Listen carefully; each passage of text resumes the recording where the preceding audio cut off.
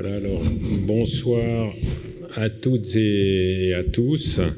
C'est un plaisir et un privilège d'être avec vous ce soir. Et je tiens tout de suite à remercier tout particulièrement le recteur de l'Université de Lausanne, le professeur Frédéric Herman, qui est parmi nous ce soir. Merci Frédéric. Bien sûr, les membres du décanat, les membres de la commission des prix, les membres et les donateurs des fondations, et last but not least, vous toutes et vous tous, ainsi que les lauréates et les lauréats qui vont recevoir des prix ce soir, dans le cadre de cette cérémonie d'ouverture des cours et de remise des prix. J'espère que vous êtes bien remis de ce nouveau Blitz clip et on pourra dire ainsi que la FBM ou la recherche, ça décoiffe. Voilà. Ce n'est que ma 3e cérémonie d'ouverture des cours, en fait, en tant que doyen, mais c'est la 20e. C'est la 20e de la faculté de biologie et médecine. Et donc, en 2023, notre faculté de biologie et médecine fête ses 20 ans.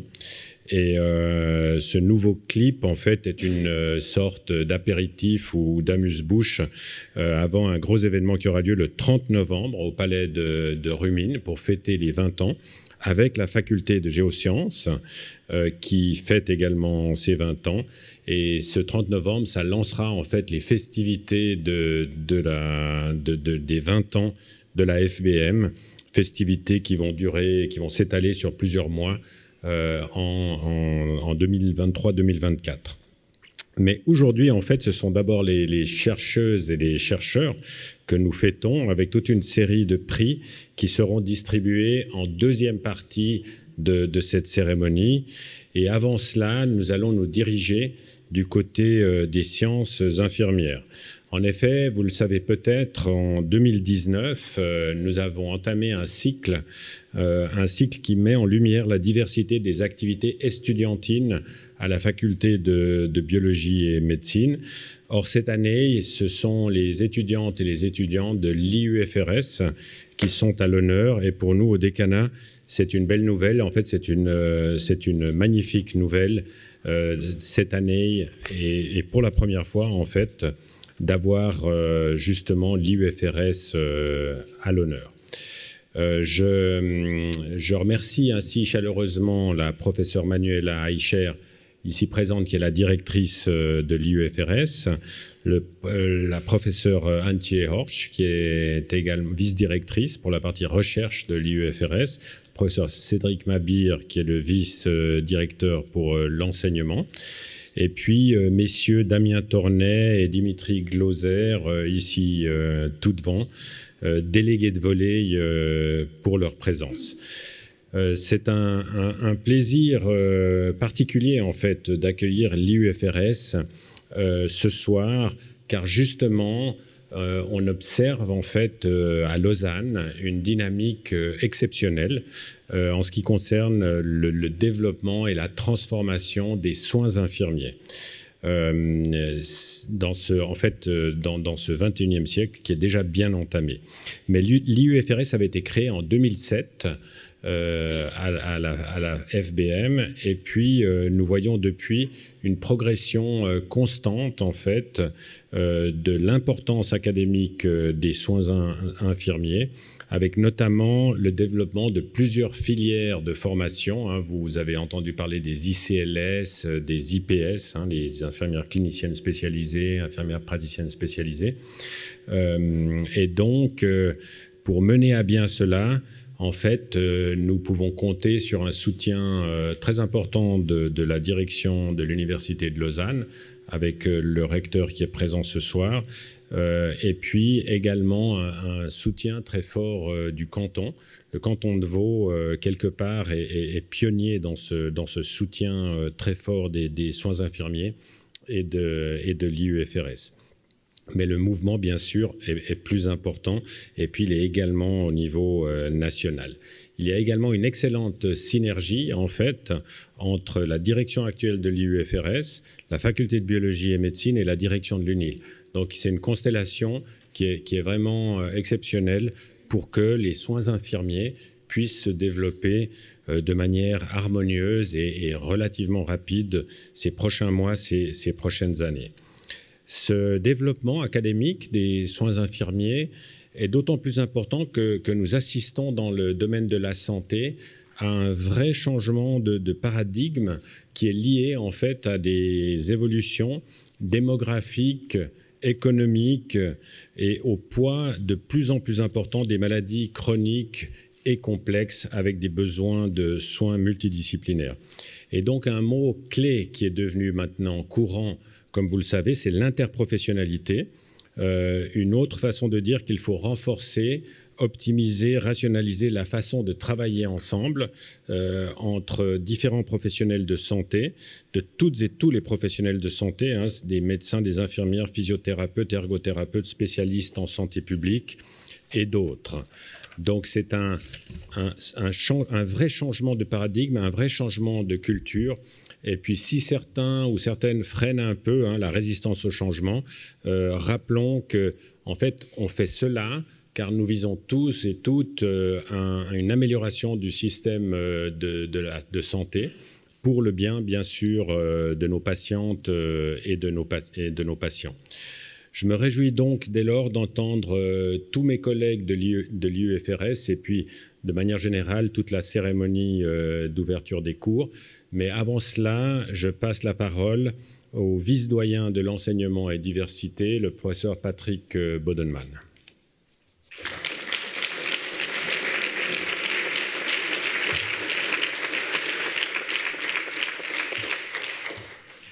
Merci, Monsieur le doyen, Monsieur le recteur de l'Université de Lausanne, cher Frédéric, Madame la directrice de l'UFRS, chère Manuela, chères étudiantes, chers étudiants, c'est un grand plaisir à nouveau de souhaiter la bienvenue dans le cadre de cette cérémonie d'ouverture des cours. C'est toujours un événement qu'on sent avec beaucoup d'enthousiasme et avec beaucoup de joie. Et puis, ceci me permet, dans le fond, de saluer tout d'abord plutôt peut-être les personnes qui vont entourer les étudiants et les étudiantes, à savoir notamment les familles, les amis, les cercles proches, parce que c'est souvent un effort de groupe que de faire des études. Puis ensuite de ça, il y a les enseignants, les enseignantes, parce que effectivement, il faut qu'il y ait ce type de personnel en face des étudiantes et des étudiants. Mais évidemment, ce soir, c'est aussi et beaucoup pour les étudiantes, pour les étudiants que je salue dans le cadre de cette cérémonie. Alors, peut-être quelques mots pour vous dire que dans le cadre de l'inscription que vous avez faite à la faculté de biologie et médecine, vous avez intégré quelque part le groupe des quelques 17 000 étudiantes et étudiants au sein de l'Université de Lausanne. Et puis, vous le voyez, parmi ces 7 facultés, vous avez intégré aussi une faculté qui est une grosse faculté, c'est la plus grosse des 7 facultés, à savoir la faculté de biologie et médecine. Alors, cette faculté, en fait, regroupe environ 25% des étudiantes et des étudiants, soit 1 sur 4, et quelques 1240 enseignants au sein de ces 5 écoles. Et vous le voyez, il y a l'école de médecine, l'école de biologie, l'école doctorale et l'école de formation postgraduée, mais ce soir, on va s'attarder un tout petit peu plus sur une école en plein essor qui est l'UFRS et qui, elle, accueille cette année plus de 200 étudiantes et étudiants. La faculté de biologie et médecine est vraiment quelque chose d'assez unique en termes de faculté, en son genre, puisqu'elle regroupe, vous le voyez, différents domaines parmi lesquels la biologie, la médecine et la santé publique et les soins infirmiers. C'est également une institution particulière de par le fait qu'il y a un lien étroit avec des institutions telles que le CHUV, qui est reconnu comme étant un des très bons hôpitaux au niveau international année après année, Unisanté, un centre à la fois de médecine interne générale et de santé publique, et puis l'hôpital Jules Gonin, qui est également une reconnaissance internationale de longue date. Et puis, il y a d'autres domaines qui sont spécifiques à la faculté de biologie et médecine. Par exemple, les sciences des sports, à cheval sur 2 facultés, la médecine légale, l'Institut des humanités. Et le dernier point, c'est ce mot de commitment qui me plaît beaucoup pour dire, quelque part, la FBM, ainsi que l'ensemble de l'Université de Lausanne, est activement engagée dans le développement et la promotion de l'égalité, de la diversité et de la durabilité.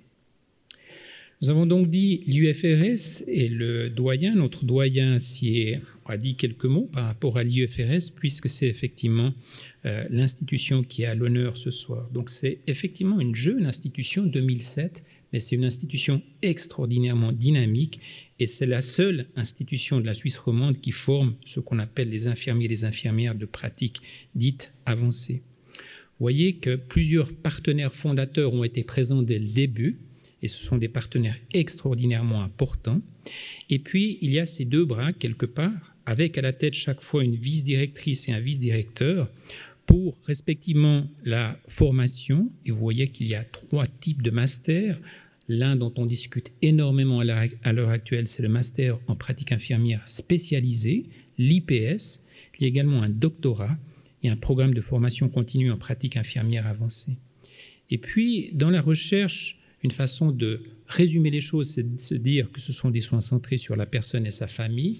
Donc, c'est vraiment notre ADN à nous soignants, avec 5 domaines qui représentent aussi les 5 académiques à la tête de cette institution: les maladies chroniques, la pédiatrie, la gérontologie, les soins palliatifs et la qualité des soins, ainsi que la sécurité des patients. L'UFRS est une institution qui est un acteur majeur de l'interprofessionnalité, de l'interdisciplinarité, qui sont clés, quelque part, pour le développement d'un système de santé qui se veut efficace et efficient. Et quand on parle d'interprofessionnalité et d'interdisciplinarité, quelque part, l'ingrédient essentiel, c'est la reconnaissance des diversités. La diversité, les diversités, c'est une notion on entend beaucoup actuellement dans les médias, au niveau des discours politiques, dans la littérature scientifique. Et puis, vous le reconnaîtrez sur la base de cette slide, c'est une notion qui est hautement polysémique et qui renvoie à une multitude d'autres notions. La diversité renvoie par exemple aux idées d'inclusion, de reconnaissance des différences, d'acceptation et de coexistence de personnes qui sont issues de divers horizons, diverses cultures, divers backgrounds. Et puis, c'est peut-être tendre vers une égalité, une équité, des possibilités, des options. Et il est indéniable qu'au sein de l'Université de Lausanne, au sein de la faculté de biologie et médecine, et au sein de l'IUFRS, une des 5 écoles, celle qui est mise à l'honneur ce soir, la diversité est une richesse. Vous verrez une diversité d'enseignantes et d'enseignants, une diversité d'étudiantes et d'étudiants, une diversité des approches pédagogiques, une diversité des domaines de recherche, une diversité, ça a été mentionné, des partenaires de formation, ainsi que des sites d'enseignement. J'aime bien reprendre cette photo parce qu'elle me semble mettre en évidence la diversité de l'être humain, et cette phrase qui vient d'un périodique qui s'appelle Horizon, le magazine suisse de la recherche, donc du Fonds national suisse de la recherche: travailler dans un environnement diversifié favorise la diminution de la polarisation et la pensée catégorielle. Il s'agit de penser de manière multidimensionnelle, intersectionnelle et contextualiser l'individualité. Je trouve que c'est une phrase qui porte très très loin, notamment par rapport à cette diminution de la polarisation. Je terminerai avec 3 slides pour mettre à l'honneur ce soir. Alors on l'a dit, à l'honneur ce soir, c'est l'UFRS. Et puis j'ai déjà, il y a quelques années, utilisé cette slide parce qu'en fait, il s'agit d'une œuvre de l'énigmatique street artist Banksy lors de la deuxième vague du Covid, et il va déposer sa toile dans le département des urgences d'un hôpital à Southampton General Hospital en Grande-Bretagne, avec la phrase « Merci pour tout ce que vous faites. J'espère que cela éclairera un peu le lieu, même si ce n'est qu'en noir et blanc. » Et en fait, l'intitulé de cette peinture, de ce dessin, c'est « Game Changer ». Quelque part, c'est « changer la donne ». Je trouve très intéressant, cet enfant à genoux, dans le fond, il a délaissé ses super-héros, Batman, Superman, Spider-Man, et en fait, sa super-héros, c'est une infirmière, c'est le corps de métier infirmier. Donc, à l'honneur ce soir, l'UFRS. À l'honneur ce soir, j'ai envie de dire les enseignantes et les enseignants. Puis comme le dit ce cartoon, ce que font les enseignants, c'est la différence. C'est vraiment là où quelque chose peut se tisser. Et je reprends une phrase d'un écrivain et philosophe grec, Nikos Kazantzakis, qui dit « Les meilleurs professeurs sont ceux ou celles qui savent se transformer en pont, qui invitent leurs étudiantes et leurs étudiants à les franchir et qui, après avoir facilité leur passage, disparaissent avec joie en les encourageant à bâtir leur propre pont. » Je trouve cette phrase magnifique par cette notion de pont. Et puis, à l'honneur ce soir, finalement, c'est vous, étudiantes et étudiants. Il ne me reste plus qu'à vous souhaiter une excellente rentrée, beaucoup de succès de votre parcours académique. Et je laisse maintenant la place à la professeure Manuela Eicher, directrice de l'UFRS. Merci pour votre attention.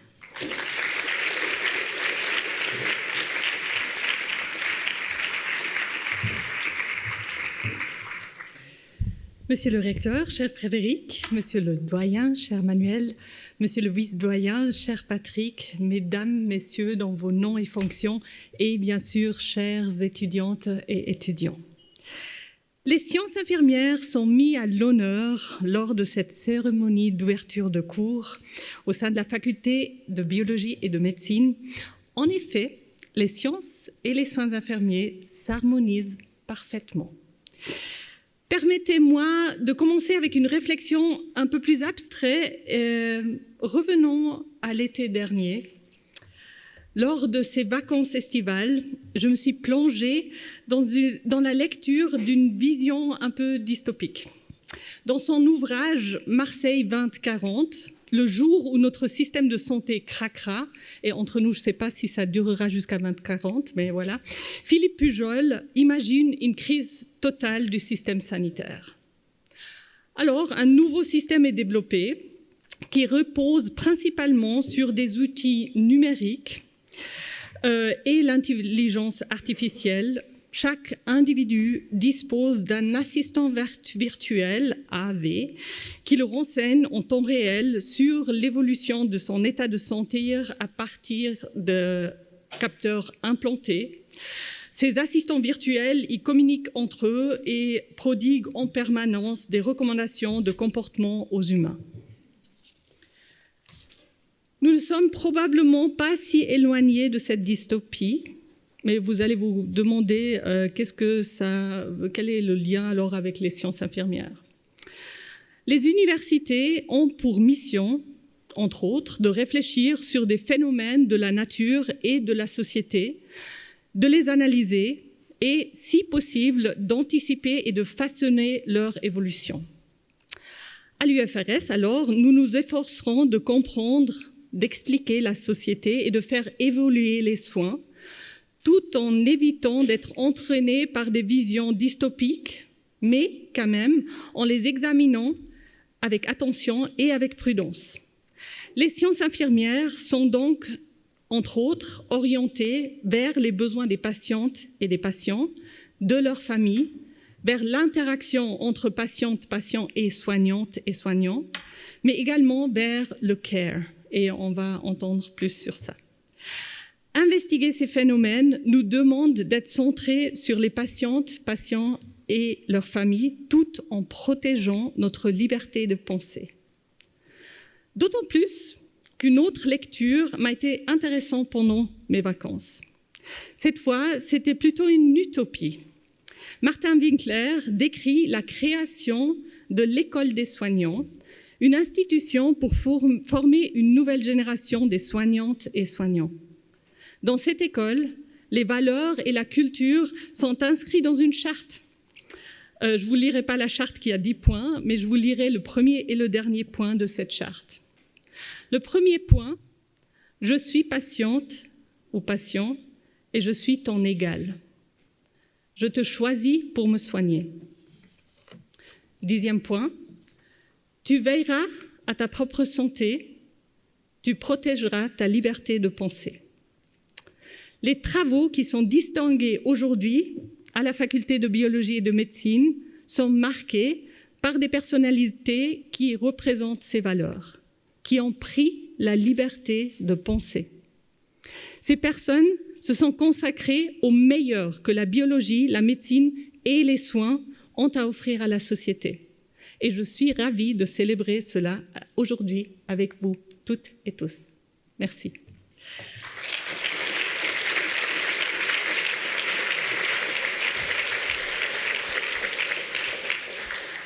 Et pour vous donner une impression un peu plus concrète de ce que nous faisons à l'UFRS, nous avons développé un film et vous avez l'honneur d'être participants et participantes à la première de ce film. J'espère qu'il vous plaira. Merci beaucoup.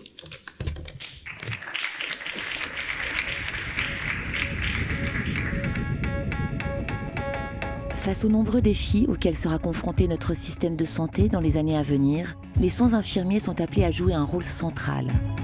Pour relever ces défis, il va être important d'avoir différents profils professionnels. Développer des nouveaux modèles de soins avec des praticiens sur le terrain comme les IPS ou les ICLS.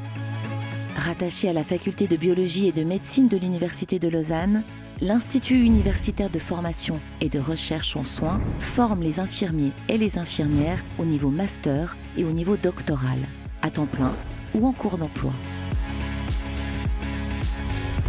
La maîtrise universitaire en pratique infirmière spécialisée forme les infirmiers praticiens spécialisés, les IPS, des professionnels de santé assumant la prescription des médicaments, l'interprétation des tests diagnostiques et la réalisation des actes médicaux dans un domaine clinique spécifique. Les IPS, ils ont la possibilité de faire une évaluation clinique complète. De prescrire et d'ajuster des traitements médicamenteux. On apprend l'anatomie, la physiopathologie, la pharmacologie. La deuxième année, elle vise vraiment à ancrer des compétences dans un domaine précis. Parce qu'on a des stages dans les hôpitaux ou bien dans d'autres milieux. On est vraiment très actifs sur le terrain.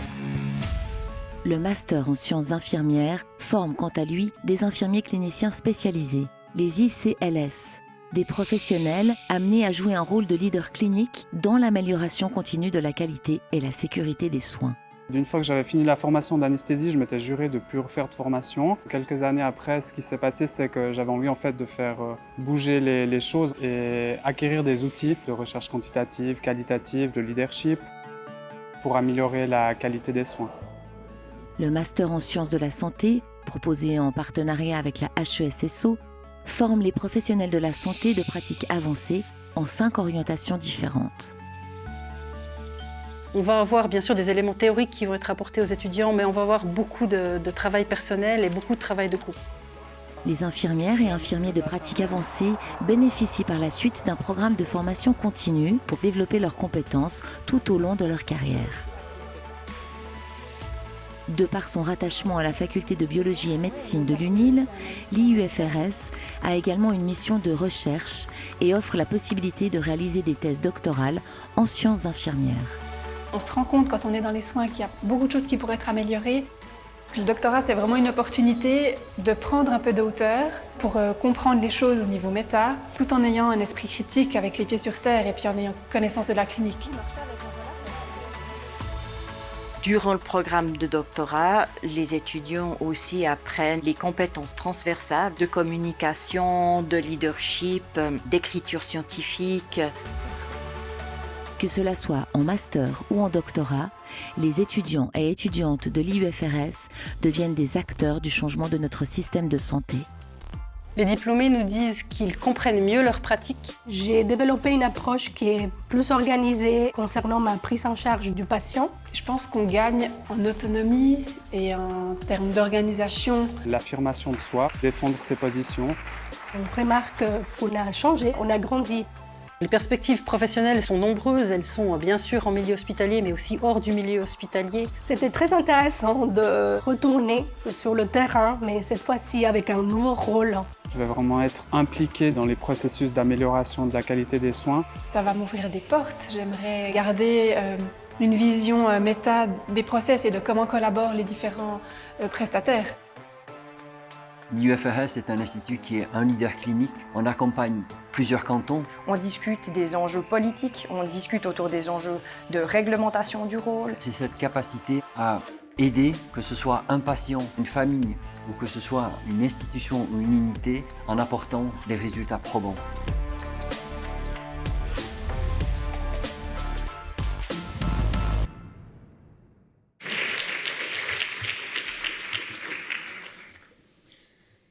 Chers collègues, en vos titres et fonctions, chères étudiantes de la faculté biologie et médecine, je vous souhaite un bon début de cours pour cette nouvelle année académique. Aux étudiants en pratique infirmière avancée, je vous souhaite la bienvenue à l'IUFRS.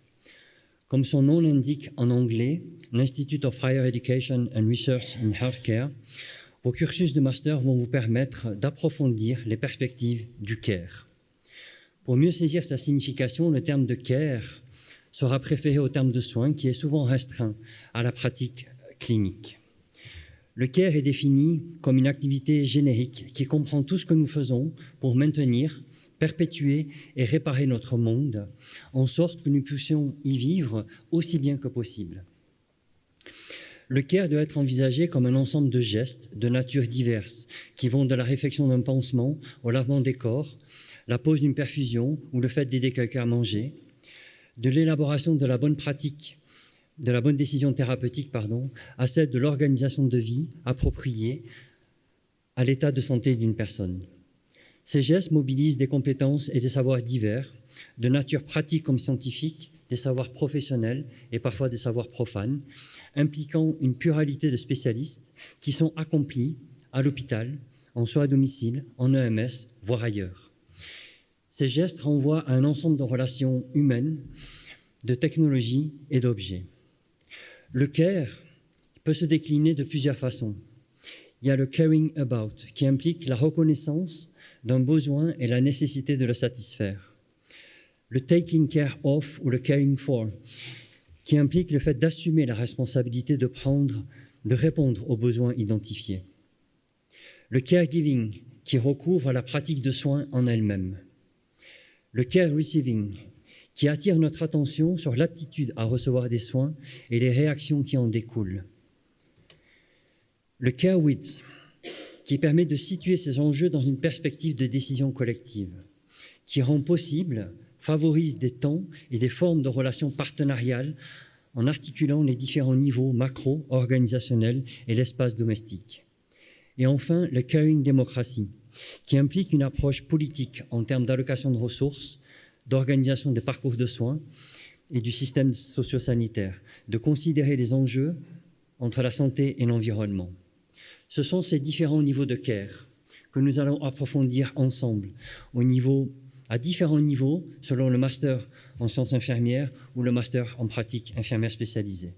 Les enseignants et l'équipe de l'école de l'IUFRS se réjouissent de vous accompagner pour que vous puissiez vivre cette formation aussi bien que possible.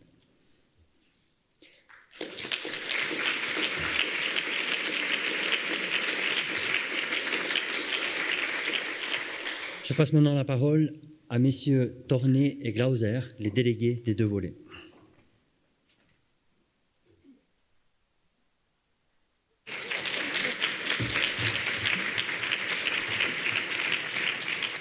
Merci, professeur Mabir. Bonsoir à toutes et à tous. Nous sommes ravis de nous tenir devant vous aujourd'hui en tant que délégués des étudiants master en sciences infirmières et en pratique infirmière spécialisée. En introduction, nous vous proposons un petit tour d'horizon sur vos connaissances. Vous pouvez déjà sortir votre téléphone portable avec l'appareil photo ouvert pour scanner le QR code suivant.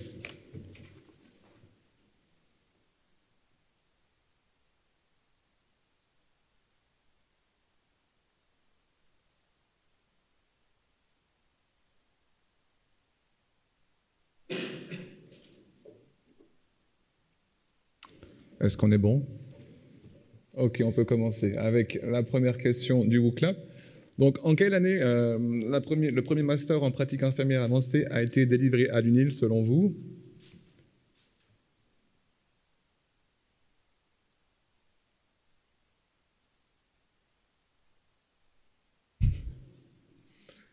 Je vois qu'il y a une tendance qui se dessine.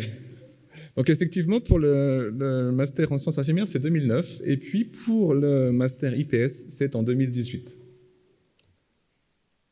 On passe à Je vous propose de passer à la question suivante, du coup. Pardon pour ceux que j'ai loupés.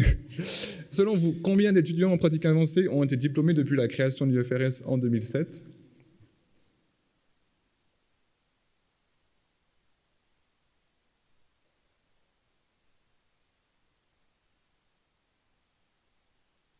La course est serrée. Donc, je vous propose de passer à la réponse sans plus attendre, n'est-ce pas? La bonne réponse, c'est 355.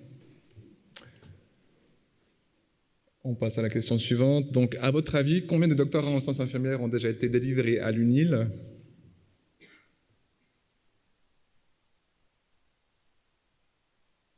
Presque.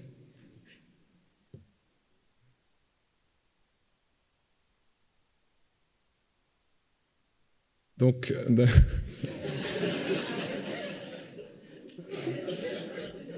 la bonne réponse, c'est bien sûr 21, presque 20. Donc, effectivement. La question suivante est la dernière. Combien d'étudiants en pratique avancée vont débuter leur cursus universitaire dès demain?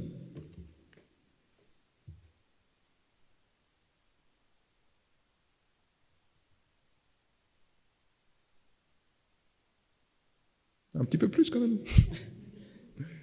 Donc la bonne réponse, c'est la première, 91. Voilà, merci pour avoir participé à ce petit questionnaire. Et je vous propose d'enchaîner avec la suite de la cérémonie.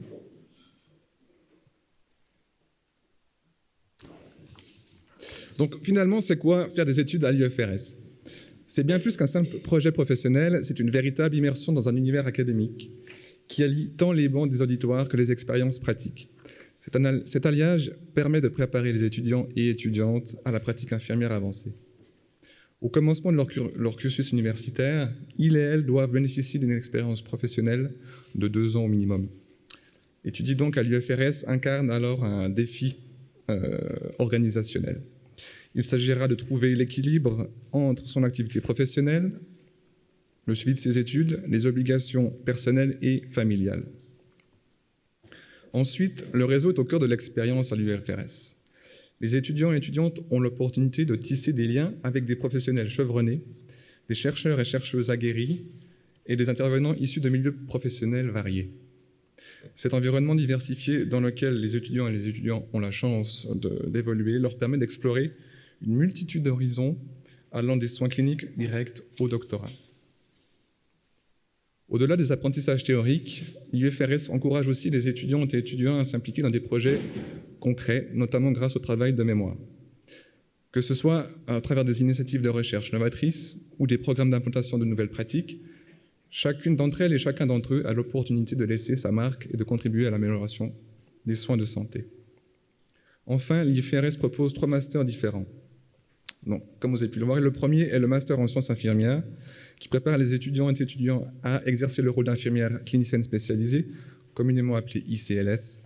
Ce master leur permet de développer un éventail de compétences et de connaissances spécialisées qui visent à améliorer la sécurité et la qualité des soins en agissant tant sur les patients, sur les équipes de soins ou sur les institutions. La deuxième voie est le master en pratique infirmière spécialisée, aussi appelé IPS, qui est un rôle innovateur dans le système de santé vaudois et suisse. Ce cursus donne aux futurs IPS l'opportunité d'offrir des soins qui allient une expertise clinique avancée, leur permettant d'offrir des mesures diagnostiques et thérapeutiques, impliquant la prescription de médicaments dans le domaine de spécialisation, ainsi que des compétences en pratique infirmière avancée, leur permettant d'offrir une prise en charge globale et individualisée, répondant aux besoins des patients atteints de maladies chroniques notamment. Enfin, le master en sciences de la santé est proposé conjointement avec la HSSO et ouvre 5 orientations différentes, comme vous avez pu le voir dans le film tout à l'heure. Dans les couloirs de l'IUFRS, une belle diversité règne parmi les infirmières et infirmiers. De jeunes diplômés enthousiastes, pleins d'énergie et d'ambition, côtoient des professionnels ayant des années de carrière, riches d'expérience et de savoir acquis au fil des ans. Cette mixité crée une atmosphère stimulante où les horizons professionnels sont étendus. Chaque infirmière et chaque infirmier, quel ou qu'il soit fraîchement diplômé ou chevronné, poursuit des objectifs différents dans son parcours professionnel. Certains se lancent dans la recherche, explorant de nouvelles voies pour améliorer les soins et contribuer à l'évolution de la discipline. D'autres se consacrent à l'implantation de nouvelles pratiques au sein des établissements de soins, cherchant à concrétiser leurs idées innovatrices. Et certains encore préfèrent se dédier à la pratique clinique en offrant des soins de qualité à leur patientèle. Avant de concrétiser ces objectifs, une démarche est nécessaire pour conceptualiser le poste idéal. Cette étape permet à chaque infirmière et chaque infirmier le façonnage de l'avenir professionnel en accord avec les aspirations, les valeurs et les besoins du système de santé. La participation à l'évolution de la discipline infirmière est vivement encouragée à l'IUFRS. Le corps estudiantin est stimulé à partager ses connaissances, à s'engager dans des projets innovants et à contribuer à l'amélioration continue des soins de santé. Le nombre d'étudiants par volet connaît une augmentation continue. Cette croissance reflète l'engouement pour la profession infirmière et l'attrait de l'IUFRS. La diversité, mêlée à l'enthousiasme pour les études master, crée une ambiance stimulante et bienveillante où règne un esprit d'entraide et de solidarité entre les étudiantes et les étudiants. Ensemble, nous apprenons, grandissons, évoluons et partageons nos expériences et nos réussites. Cette solidarité nous donne la force d'affronter les obstacles et de relever les défis avec confiance et détermination. Se lancer dans des études master est une décision qui est motivée par différentes aspirations. Parmi les principales se trouve le développement des compétences. En effet, le master offre aux étudiantes et étudiants l'occasion d'approfondir leurs connaissances en matière de soins, de santé et de se positionner en tant qu'experts dans leur domaine professionnel respectif. Une autre motivation essentielle est l'amélioration et la qualité des soins et la sécurité des patients. La mise en œuvre des compétences acquises lors du parcours académique dispensé à l'IUFRS se traduira directement par des soins plus efficaces et plus adaptés aux besoins des patients et patientes. L'esprit de curiosité est également une force motrice vitale pour entreprendre un master. La soif de connaissance pousse certains à explorer davantage leur domaine d'études et à découvrir de nouvelles perspectives, par exemple au travers du programme de doctorat ou des formations continues. Enfin, il faut dire qu'il faut quand même un petit peu d'inconscience et aussi pour s'engager dans un parcours académique tel que celui-ci. Mais le désir d'investir son temps et son énergie dans l'apprentissage peut être une force et ça nous motive à retourner sur les bancs d'école. Les étudiantes et étudiants traversent des moments intenses, parfois difficiles. Elles et ils ne se contentent pas seulement de partager les bancs des auditoires, mais ils tissent des liens d'amitié qui se forment autour de certaines activités. Les amitiés qui se créent entre nous sont le fruit de moments partagés en dehors des cours. Les différents apéritifs et soupers organisés sont des occasions idéales pour relâcher la tension et se détendre en dehors du contexte académique. Les révisions en commun ne sont pas seulement des instants d'apprentissage, mais aussi des occasions de collaboration et d'entraide. Nous partageons nos connaissances, nous nous encourageons mutuellement et préparons ensemble les différentes sessions d'examen. Enfin, les travaux de groupe constituent des opportunités pour apprendre à collaborer, à échanger des idées et à trouver des solutions ensemble. Ils favorisent la cohésion d'équipe et permettent un renforcement des compétences de communication et de leadership. Les délégués des étudiantes et étudiants master jouent un rôle essentiel dans l'interaction avec les cadres de l'IUFRS. Elles et ils sont les porte-parole des camarades et veillent à ce que leur voix soit entendue. Ces délégués sont les intermédiaires et facilitent la transmission des préoccupations, des suggestions et des idées de tous. En plus des délégués, différents conseils ont été créés pour encourager une participation active des étudiantes et étudiants à la vie de l'IUFRS et de la faculté. Le conseil de l'IUFRS, le conseil de l'école et le conseil de la faculté réunissent des étudiantes et des étudiants, des enseignantes et des enseignants et des membres de l'administration pour discuter des questions stratégiques et collaborer à l'amélioration constante de l'expérience estudiantine. Les associations jouent aussi un rôle indispensable pour créer des liens avec ses pairs. Elles favorisent les échanges d'idées et offrent des opportunités de croissance professionnelle. À titre d'exemple, et afin d'accompagner les futurs IPS dans le développement de leurs pratiques professionnelles et pour défendre leurs intérêts sur le plan politique, un programme de mentorat avec des collègues canadiennes a été mis en place et le groupe d'intérêt IPS Vaud a été créé cette année. Où suivent également les infirmières et infirmiers en pratique avancée bénéficient d'un système de mentorat. Cette initiative fournit une aide pour les professionnels fraîchement diplômés dans leur intégration clinique. Les mentors, qui sont généralement des professionnels chevronnés, offrent des conseils, des connaissances et un soutien pour orienter les novices vers la réussite de leurs études et de leur future carrière. Enfin, la création d'un réseau d'anciens élèves est une démarche essentielle pour maintenir le lien entre l'IEFRS et ses diplômés. Ce réseau permet aux anciens étudiants de rester connectés, d'échanger des expériences et d'accéder à des opportunités professionnelles. D'ailleurs, la première soirée réunissant tous les alumni de l'IEFRS de niveau master et du doctorat aura lieu le 10 octobre prochain et sera l'occasion de renforcer les liens entre eux ainsi qu'avec l'équipe de l'IEFRS. Mais en réalité, les infirmières et les infirmiers n'ont pas que des stylos dans leur poche.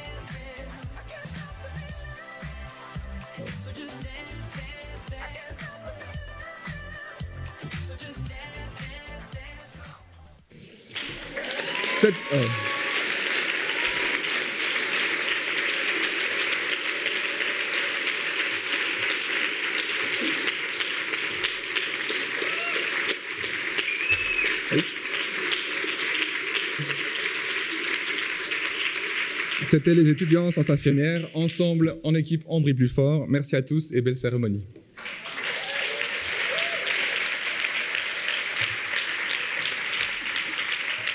Je passe maintenant la parole au professeur Pasquale.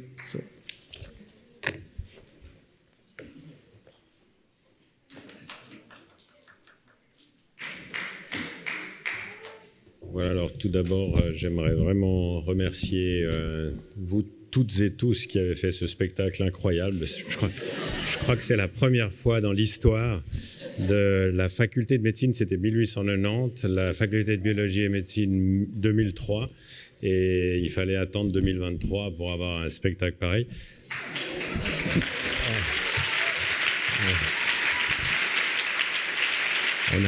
On a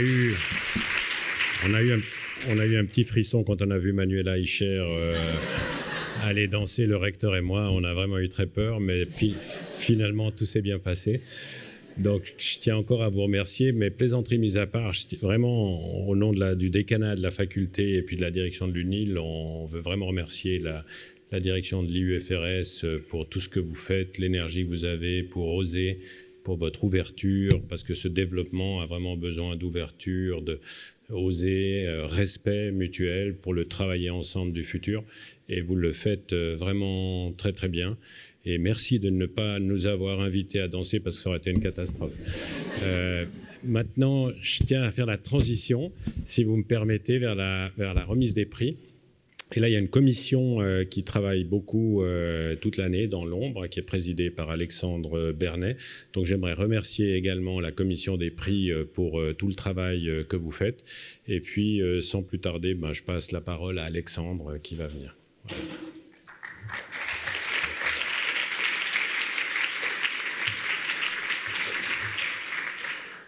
Merci beaucoup, Monsieur le doyen, Monsieur le recteur, Mesdames, Messieurs, chers collègues.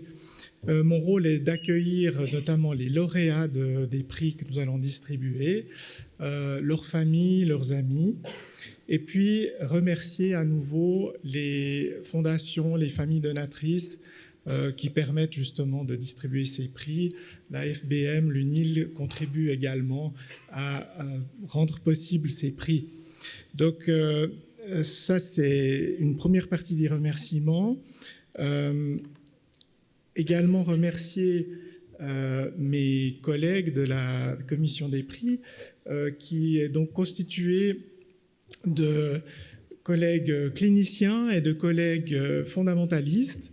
Donc pour nous, c'est très important d'avoir une représentation des deux côtés de la faculté de biologie et médecine, parce que justement, on a des dossiers qui viennent assez nombreux, qui sont effectivement souvent, enfin toujours excellents, parfois brillantissimes, et qui appartiennent à des mondes assez différents, que ce soit cliniques ou plus fondamentaux. Et donc, c'est toute une alchimie et pas une science exacte finalement, que d'attribuer les prix parmi ces dossiers brillants. Nous essayons, et la méthodologie est celle d'une sorte de partenariat en tandem d'un fondamentaliste et d'un clinicien ou une clinicienne qui vont évaluer chaque dossier. Donc on a ce double regard, et puis ensuite, bien évidemment, il faut qu'on prenne des décisions et pour l'attribution des prix. Alors, voilà, c'est un travail tout à fait intéressant. Effectivement, on voit des magnifiques dossiers passer. Et vous allez pouvoir découvrir finalement les domaines qui sont récompensés. Nous essayons également, évidemment, de quelque part avoir un certain équilibre entre les dossiers plus fondamentaux et les dossiers cliniques. Vous verrez qu'il y a plusieurs catégories de prix. Il y a des prix dits de faculté qui récompensent un travail de thèse plutôt, alors que d'autres prix, dits prix spécifiques, sont attribués plus spécifiquement à un domaine, et c'est vrai qu'on a plutôt une surreprésentation des dossiers fondamentaux dans les prix de thèse et une surreprésentation des dossiers plus cliniques dans les prix spécifiques. Pour ne pas être trop rébarbatif, j'essaye d'amener chaque année une image différente. C'est une image que je trouve belle et en même temps assez simple, d'une structure fractale naturelle.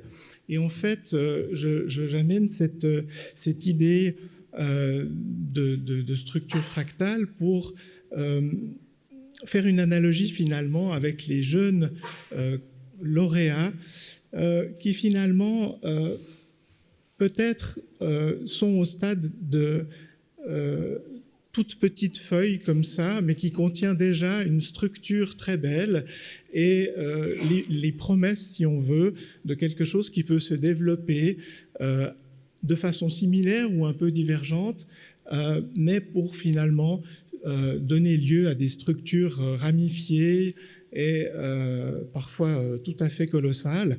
Donc si vous voulez, l'idée c'est qu'effectivement on voit dans ces dossiers de jeunes lauréats le germe de quelque chose qui peut se développer d'une façon absolument harmonieuse, belle et impressionnante.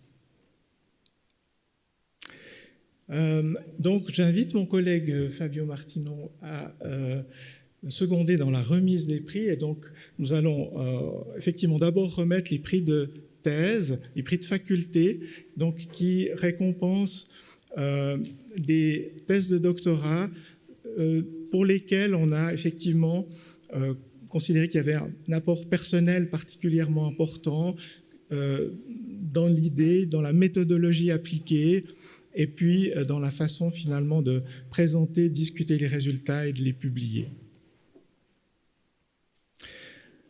Alors, donc je vais appeler les candidats. On a renoncé à énoncer le titre des thèses qui deviennent de plus en plus compliquées. Donc, dans l'intérêt du temps, je vais énoncer le nom des candidats et des lauréats, excusez-moi, et puis également le nom des proposants, donc des directeurs de thèse et du domaine concerné. Donc, j'appelle Dr Isbara Barbier, qui, excusez-moi, c'est pas sur la slide, donc est proposé par la professeure Yolanda Sherley du département de microbiologie fondamentale, et donc en reconnaissance du travail de doctorat exceptionnel. Félicitations.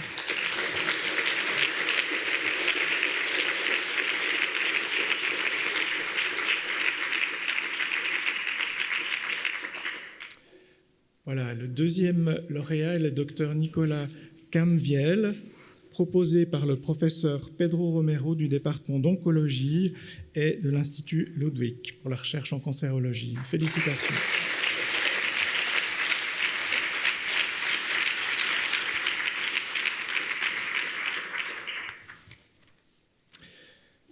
Alors, la troisième lauréate est la docteure Georgia Katsioudi, qui est proposée par le professeur David Gatfield du Centre intégratif de génomique. Félicitations.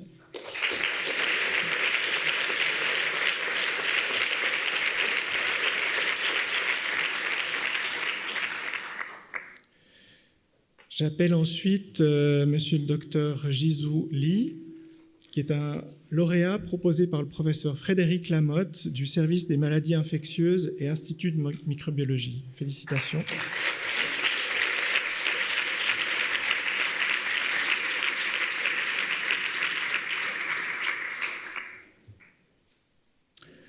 J'appelle ensuite la docteure Xayun Lee, candidate proposée par le professeur Ping-Chi Ho du département d'oncologie et du Ludwig Institute. Félicitations.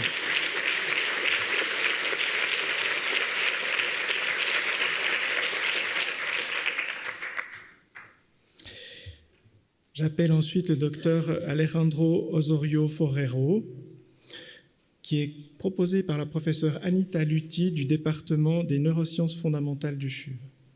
Félicitations.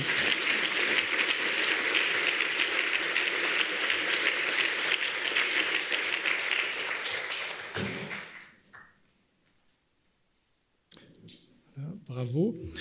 Vient ensuite le docteur Mathieu Rebaud, candidat proposé par le professeur Pierre Golubinov du département de biologie moléculaire végétale de l'UNIL. Félicitations.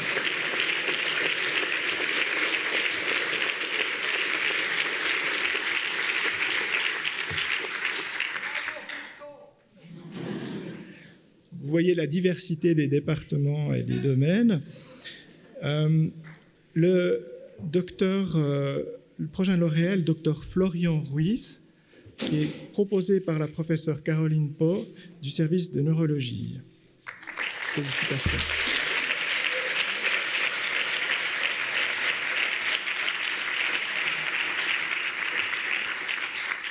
On m'a interdit d'applaudir parce que sinon c'est dans le micro, donc je n'applaudis pas, mais je suis de tout cœur avec les lauréats. Les deux prochains prix sont des prix de thèse également, mais je précise qu'ils sont soutenus par la Fondation Anna et André Livio-Glauser qui permettent ces prix. Et donc, nous avons là des lauréats qui ont une double formation, MD et PhD. Et j'appelle donc le docteur Raphaël Bernard Valnet, qui est proposé par le professeur Renaud Dupaquier du service de neurologie du CHUV. Félicitations.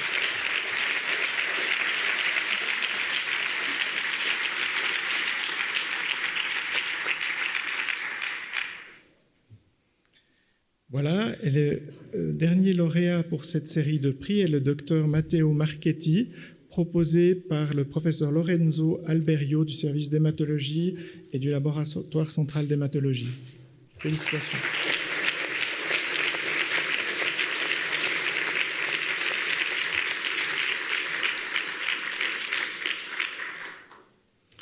Voilà, donc je passe la parole au professeur Fabio Martino pour la remise des prix d'excellence.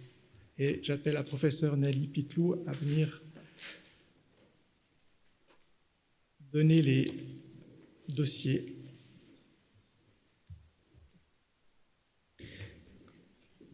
Alors, les prix d'excellence, le prix d'excellence du jeune chercheur est décerné à une jeune chercheuse ou un jeune chercheur qui s'est distingué par son engagement dans la recherche scientifique en médecine fondamentale ou en médecine clinique et qui a dirigé et publié des travaux de recherche reconnus internationalement. On va avoir deux prix décernés et le plus, c'est que chaque candidat aura la possibilité de vous présenter ses travaux de recherche. Donc préparez-vous. Et on va commencer avec le premier candidat, le docteur Davide Croci. Le docteur Croci a été proposé par la professeure Joanna Joyce du département d'oncologie fondamentale et de l'Institut Ludwig de recherche sur le cancer. Le docteur Croci reçoit ce prix en reconnaissance de son engagement pour la recherche scientifique en médecine fondamentale et ses travaux reconnus au niveau international.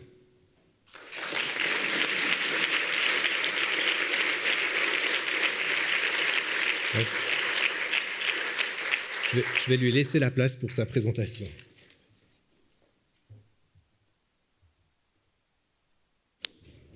Bonjour à tous et à toutes. D'abord, j'aimerais remercier la commission et la faculté pour ce prix qui m'a été attribué. Je n'ai pas préparé une danse, désolé, mais aujourd'hui, je vais vous expliquer comment on peut cibler et imager le micro-environnement des tumeurs du cerveau. Là, vous voyez une image IRM où on a le cerveau, et cette partie-là blanche, c'est la tumeur qui est en train de pousser dans ce organe. Et qu'est-ce que c'est donc le micro-environnement? Qu'est-ce qu'on veut dire en parlant de ça? Alors, on peut imaginer la tumeur comme une carte sur Google Maps. Là, on a la carte de Lausanne, où on a beaucoup de bâtiments, et ça, dans le micro-environnement, c'est les cellules tumorales. Mais après, on a aussi des rues, et ça correspond au vaisseau sanguin dans la tumeur. Et on a aussi, comme vous savez, à Lausanne, pas mal de trafic, pas mal de voitures. Et ça, c'est les cellules du système immunitaire qui jouent aussi un rôle très important dans la tumeur. Peut-être vous savez que malheureusement, il n'y a pas de traitements efficaces pour les patients et les patientes avec des cas agressifs de tumeurs du cerveau. Donc le but de ma recherche et de mes projets, c'était de mieux comprendre la biologie et le micro-environnement de la tumeur et développer des traitements plus efficaces. Donc de comprendre qu'est-ce qui se passe dans le Google Maps de la tumeur du cerveau. Pour faire ça, dans mon premier projet, j'ai utilisé une technologie très moderne qui s'appelle microscopie en live des cellules du système immunitaire dans la tumeur, où on utilise cette machine, c'est un microscope très grand, très moderne, qui ça nous permet de faire de l'imagerie, de la microscopie dans ces petites souris qui sont vivantes et sont en train de développer une tumeur dans le cerveau. Donc, si on revient sur la similitude avec Google Maps, on a, comme je dis avant, les bâtiments qui sont les cellules tumorales, on a les cellules du système immunitaire qui sont les voitures, et on peut prendre des images. Là, vous voyez en vert, c'est une image de la tumeur de le cerveau dans souris. En vert, on a les cellules tumorales, et en rouge, on a les cellules du système immunitaire. Mais ce que c'est vraiment cool de cette microscopie en live, c'est qu'on peut prendre des vidéos. Et là, vous voyez que les cellules sont en train de bouger, sont en train aussi de danser. Et pourquoi on fait ça? C'est très important parce que ça nous donne des informations au niveau de trafic. Est-ce qu'il y a des bouchons? Est-ce qu'il y a des accidents dans la tumeur? Et est-ce qu'on sait comment ces cellules du système immunitaire sont en train de bouger? Et pourquoi c'est important? Parce que, par exemple, quand je rentre chez moi en Tessin, j'ai toujours deux options. Je peux passer par le tunnel de Saint-Gothard, mais quand il y a du trafic, c'est mieux prendre le pas et passer par la montagne. Donc, de la même façon, la microscopie en live, ça nous permet de mieux comprendre l'effet des thérapies sur les cellules du système immunitaire et de mieux choisir le traitement le plus efficace. Donc, est-ce qu'on va utiliser le traitement option 1 ou le traitement option 2B? Donc, vous êtes peut-être en train de vous demander, bon, mais qu'est-ce qu'il a fait? Donc, j'ai essayé de répondre à deux grandes questions avec mes projets. D'abord, je me suis demandé comment réagissent les cellules du système immunitaire aux thérapies utilisées et testées chez les patients et les patientes. Et pour faire ça, on a utilisé cette technique de microscopie en live. Mais après, on s'est aussi demandé, est-ce que c'est possible de suivre de manière non invasive les cellules du système immunitaire dans les tumeurs du cerveau chez les patients et les patients dans la clinique, afin d'avoir des meilleurs outils diagnostiques et de suivi thérapeutique. Et donc, j'ai développé un deuxième projet où on a utilisé une machine IRM pour faire plus ou moins la même chose, pour observer et imager les cellules du système immunitaire dans le cerveau et dans la tumeur. Et ça, malheureusement, je n'ai pas le temps aujourd'hui de vous présenter, mais comme je dis au début, le but, c'était vraiment de mieux comprendre la biologie de le micro-environnement du tumeur du cerveau et de développer des traitements plus efficaces. Donc avec ça, j'aimerais remercier toute l'équipe qui a travaillé sur tout ça et surtout ma prof, Joanna Joyce, qui est là aussi ce soir. J'espère que la prochaine fois que vous utilisez Google Maps, peut-être vous avez pensé à ça et vous avez bien compris qu'est-ce que c'est le micro-environnement de la tumeur. Donc merci et je serai là plus tard si vous avez des questions. Merci.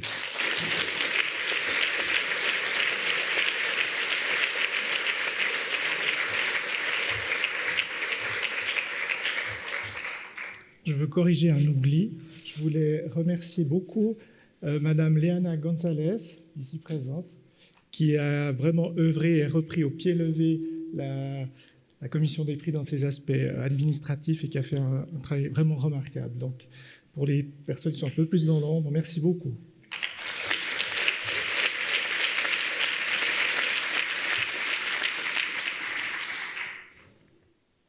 Merci aussi Davidé pour cette présentation très claire qui va créer beaucoup de sueur froide la prochaine fois qu'on va utiliser Google Maps.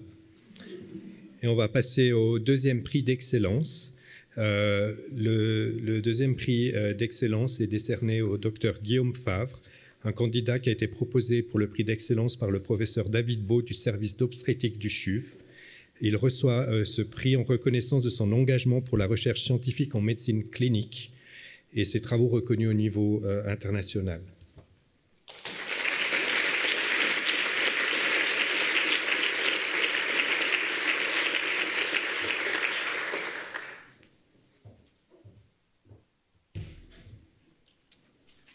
Je suis très honoré, je voulais remercier la commission des prix et la FBM pour la réception de ce prix. Alors, mon projet, moi, ça s'appelait le registre Covipreg, qui s'attelait à essayer d'évaluer quel était l'impact du SARS-CoV-2 chez la femme enceinte. Alors, on va revenir un peu sur une maladie que vous connaissez déjà. Le 31 décembre 2019, les autorités à Wuhan, en Chine, arrive à identifier un cluster de pneumopathie, d'infection du poumon sévère. C'est quelque chose d'assez anormal. Et puis très rapidement, on identifie le virus SARS-CoV-2 que vous connaissez bien, un virus de la famille des coronavirus. Et puis la pandémie se répand mondialement et le 25 février 2020, premier cas de Covid en Suisse. Alors chez l'adulte, on sait que cette maladie, elle peut donner des formes asymptomatiques, mais elle peut également donner des formes de pneumonie sévère, voire des pneumonies critiques, qui peuvent nécessiter l'intubation du patient, voire la réalisation d'une circulation extracorporelle pour oxygéner le patient via une machine, car le poumon ne marche plus. Et en tant qu'obstétricien, on s'est demandé qu'est-ce que ça fait chez la femme enceinte spécifiquement. Alors on a créé un registre, on a fédéré plus de 100 hôpitaux à travers le monde pour participer à une étude. On leur a proposé de remplir des questionnaires sur toutes leurs patientes qui avaient été exposées au virus pendant la grossesse, quelque chose de très simple à utiliser qui a permis de recruter tous ces centres. Et puis on a fédéré toutes ces données qu'on a centralisées à Lausanne et on a pu analyser plus de 7000 données de patientes pour évaluer l'impact du virus chez la femme enceinte. L'avantage de ce questionnaire, c'est qu'il était aussi modulable et à mesure que le vaccin est arrivé sur le marché, on a pu aussi adapter notre questionnaire pour pouvoir inclure aussi des patientes qui avaient été exposées au vaccin et suivre ce nouveau médicament chez la femme enceinte. Alors, grâce à ce projet, on a pu répondre à plein de questions. Notamment, on a pu initialement répondre à la question « mais quels sont les facteurs de risque de maladies sévères chez la femme enceinte ?» Et on a vu que l'obésité, l'hypertension, le diabète constituent un facteur de risque, donc on a pu protéger spécifiquement ces patientes à risque. On a également pu évaluer la santé mentale chez les femmes enceintes. Beaucoup de dépression, beaucoup d'anxiété chez ces femmes pendant la période Covid. Et on a aussi vu que les patientes d'origine étrangère étaient plus vulnérables malgré le niveau de richesse qui pouvait être assez important. Pareil, on a pu adapter la prise en charge. On a mesuré les différents variants, pré-delta, delta, omicron. Le delta a fait beaucoup de dégâts très sévères, l'omicron un peu moins qu'au début de la pandémie, mais il avait quand même un impact sur les hospitalisations, donc moins sévère, mais pas anodin non plus. On a pu également, grâce à l'exposition au vaccin, montraient qu'il n'y avait pas d'effet secondaire chez la femme enceinte plus que chez l'adulte, et non plus pas de soucis à l'accouchement et chez le nouveau-né. On a spécifiquement regardé au premier trimestre, période à risque de malformation, est-ce que le vaccin donnait plus de malformations au premier trimestre que quand on n'avait pas le vaccin? Non, pas de malformation, donc quelque chose de sûr. Et on a pu également regarder quels médicaments étaient utilisés chez la femme enceinte pendant cette pandémie pour le Covid. Et on a pu voir qu'on a eu besoin de recommandations internationales pour vraiment cadrer les thérapies et bien soigner les patientes, parce que au début, c'était un petit peu le capharnaüm. Et tout ça nous a amené à repenser la pharmacovigilance et la recherche chez la femme enceinte. Et on a vu que c'était un désastre. Et c'est pour ça qu'on est parti ensuite sur un projet conception qui vise à améliorer la pharmacovigilance chez la femme enceinte, quelque chose de très transversal.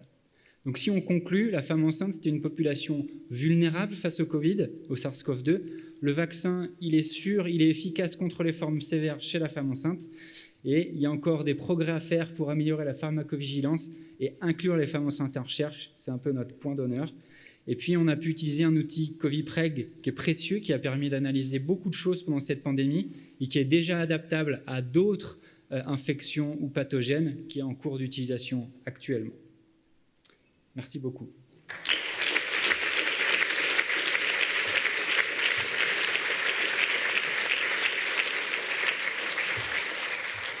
Merci beaucoup pour, il ne faut pas oublier le prix, pour cette présentation qui met en évidence comment la recherche clinique peut en temps réel bénéficier à une prise en charge de certaines populations de patients.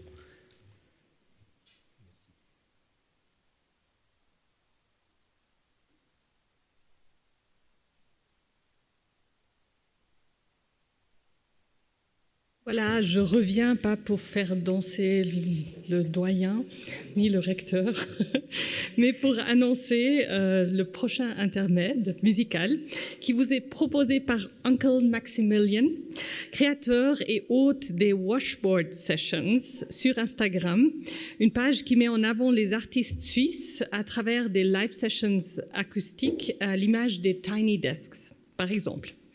Depuis 2019, plus de 80 vidéos ont été réalisées avec une centaine de musiciens et de musiciennes, à chaque fois en y intégrant le washboard. C'est un instrument traditionnel américain utilisé dans le blues et le jazz des années 1920. Adapté depuis peu pour le live, Uncle Maximilian va vous interpréter 2 sessions accompagnées par Caroline Legault, étudiante en médecine à la faculté de biologie et de médecine, au chant, ainsi que Colin Humer, étudiant à la Haute École de musique à la guitare. Merci beaucoup d'être avec nous.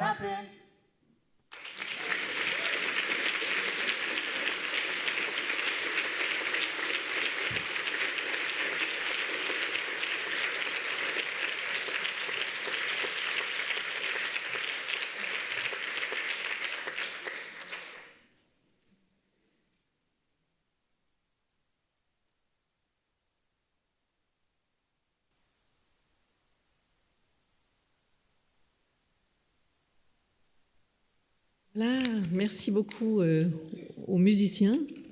Et on continue avec la remise des prix spécifiques.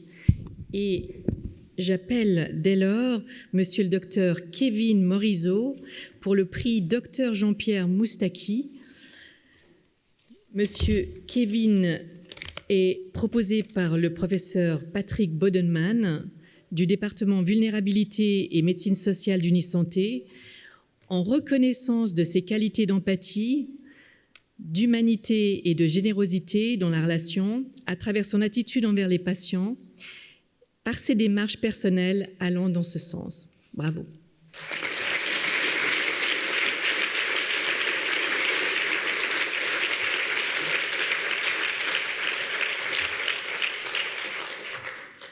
J'appelle la lauréate Madame la docteure Manon Vouga, qui reçoit le prix Dr Césarou, candidate proposée par le professeur David Beau du service d'obstétrique du CHUV, en reconnaissance de son mérite et afin d'effectuer un voyage d'études. Bravo.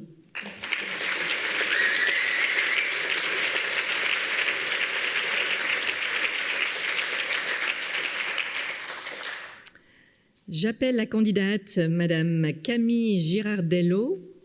En fait, ça va être Monsieur Gilberto Girardello qui va venir à sa place, qui a reçu le prix Dr Olivier Grain, candidate proposée par le professeur Pierre-Nicolas Caron du service des urgences du CHUV, récompense pour son engagement dans le domaine de la médecine d'urgence. Bravo.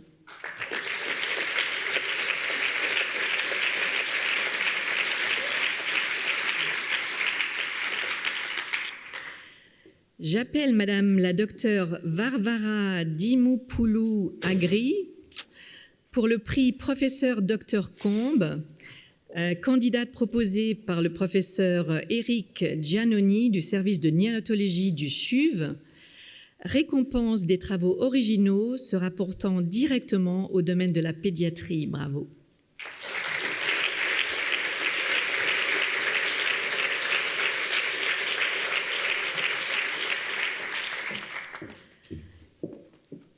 J'appelle Madame Mina Cloître, qui s'est vue décerner le prix Marie-Danielle Subilia, candidate proposée par la docteure Fernanda Herrera du département d'oncologie et du Ludwig Institute for Cancer Research Lausanne, en reconnaissance de son rayonnement et de sa sensibilité à la dimension humaine de la médecine. Bravo.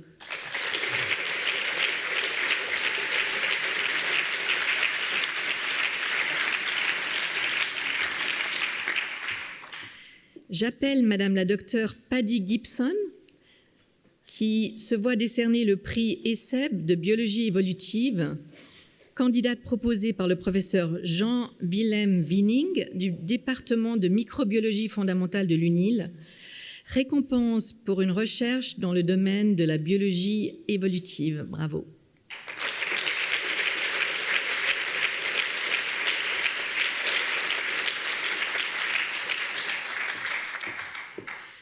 J'appelle Madame la docteure Eva Favre, qui reçoit le prix de la Fondation pour la recherche des soins, Foresso, candidate proposée par la professeure Anne-Sylvie Ramlet de l'Institut universitaire de formation et de recherche en soins, en récompense de sa thèse de doctorat remarquable dans le domaine des sciences infirmières. Bravo.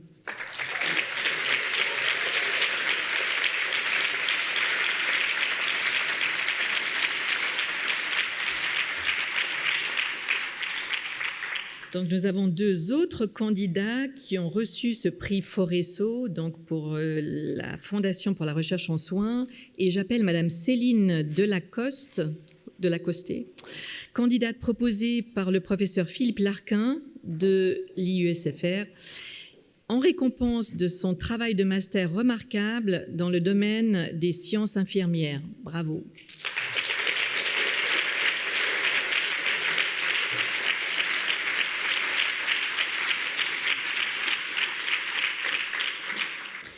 Et la troisième candidate à recevoir le prix Foresso, c'est Madame Stéphanie Mendes, candidate proposée par la professeure Véronique de Goumans de l'Institut de Haute École de Santé La Source, en récompense de son travail de master remarquable dans le domaine des sciences infirmières. Bravo.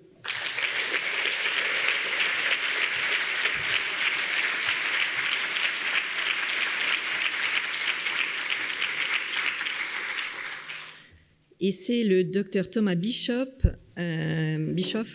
représentant du prix Studer du département médecine de famille d'Unisanté, qui va présenter le prix Studer. Le prix Jean-Paul Studer a été créé il y a une dizaine d'années pour honorer une médecin ou futur médecin qui fait grandir l'humanité en médecine. Ce prix a été créé en mémoire du docteur Jean-Paul Studer, un médecin généraliste qui était très engagé autant pour ses patients que pour la formation de la relève et aussi pour de multiples problèmes sociétaux. J'appelle le docteur Jean-Luc Vonnet, aussi médecin de famille, qui, dans ces points-là, ressemble beaucoup au docteur Jean-Paul Studer. Il est en plus, comme lui, il a une plume très, très poétique qu'on a pu lire dans de nombreux articles. Et je suis très heureux de pouvoir lui remettre ce prix.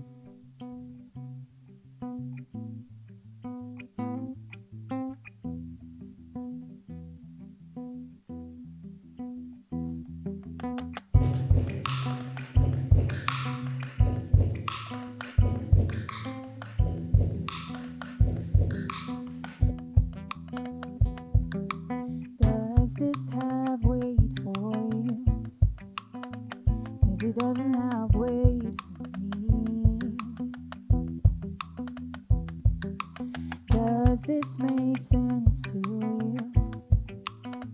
'Cause it doesn't make sense to me. And I think my mind is far away. Sort of strange this is. I think I'll call you anyway. Call Colette, 'cause babe, this is over the ocean. Call, I thought I could make it short. My brain's all out of sorts, can't hide it. I'm staring at my wall. I thought that I wouldn't cry, but breaking your heart breaks mine, can't hide it.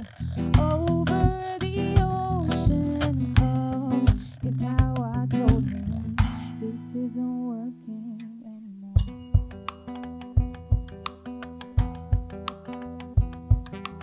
I needed space from you, but this doesn't look like space to me. You hate the things I do. Sometimes you hate me, but I think my mind is far away. Sort of strange this is. I think I'll call you anyway. Call Colette, 'cause babe, this is over the ocean. Call, I thought I could make it short. My brain's all out of sorts, can't hide it. I'm staring at my wall. I thought that I wouldn't cry, but breaking your heart breaks mine, can't hide it. Over the ocean, call is how I told him this isn't working anymore.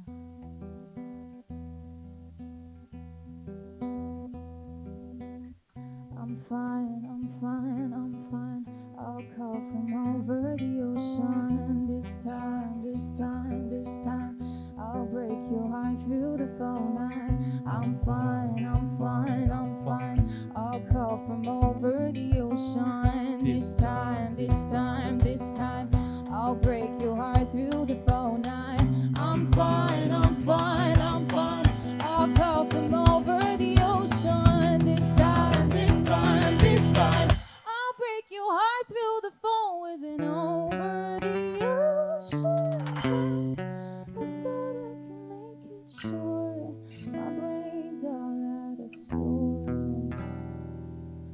I'm staring at my wall. I thought that I wouldn't cry, but breaking your heart breaks mine. Over the ocean, call is how I told him this isn't working anymore.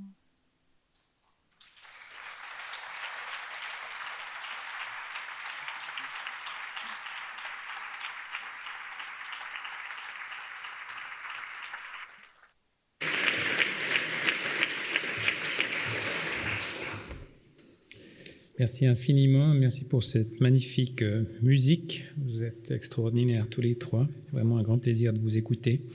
Alors il me revient l'honneur de clore cette cérémonie d'ouverture des cours avec 3 informations. Je vais commencer tout d'abord par une slide qui m'a été préparée par l'école doctorale et notamment son vice-directeur que je remercie. Donc il s'agit en fait d'une slide qui représente les récipiendaires des bourses de la faculté de biologie et médecine et de la fondation Solis, que je remercie. Et je vais nommer les personnes sans les faire venir, simplement par reconnaissance, mais c'est ainsi qu'on s'est organisé pour ces lauréates et ces lauréats. Vous voyez qu'il y a 2 bourses FBM, avec Madame à votre gauche Géraldina Motini et Monsieur Gabriel Wamst. Et puis il y a 6 bourses de la fondation Solis. Je commence avec, et c'est par ordre alphabétique, Julie Blanc, Nicolas Despasquale, Daphné Fest, Léa Grosjean, Sabine Stadler et Romaine Vigne. Je vous propose qu'on les applaudisse.